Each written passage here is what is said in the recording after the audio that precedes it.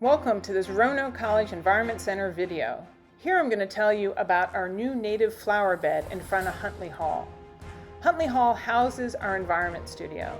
The landscaping around it needs some love. It's overgrown with shrubs. So over the next couple of years, we're going to transform these areas using native species. We're tackling this bed by the front door first. A couple of months ago, Bill Martin and the grounds crew removed the shrubs that were here and added thick mulch to prevent weeds. So we started by raking the mulch aside and turning over the soil to see what we have. The soil looks pretty good, so we chose to do no further amelioration. Because this is the north side of the building with a lot of shade, we chose native forest wildflowers.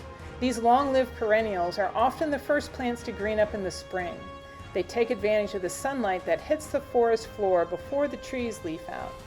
Many of these species bloom during this time, giving them the name spring ephemerals.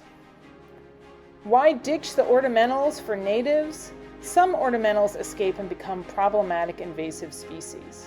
Additionally, native plants can promote native animal populations, strengthening food webs and enhancing ecosystem services in human-dominated landscapes. When creating a native planting, it's important to ethically source the plants and avoid taking them directly from the wild. One place to get natives is from native plant enthusiast groups. For example, the Native Plant Society of Virginia holds several plant sales around the state in the spring. The plants we're using were gifted to us from people who have native flower beds that are flourishing. Most native wildflowers have thick rhizomes, which are an underground stem that lives for years.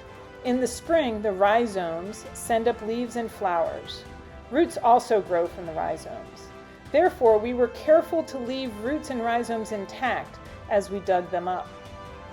As we were doing this, we were reminded that bloodroot does in fact have red rhizomes and roots. One issue with transplanting is that you can also move invasive earthworms to new areas. To reduce the risk, we soaked the roots to remove as much soil as possible.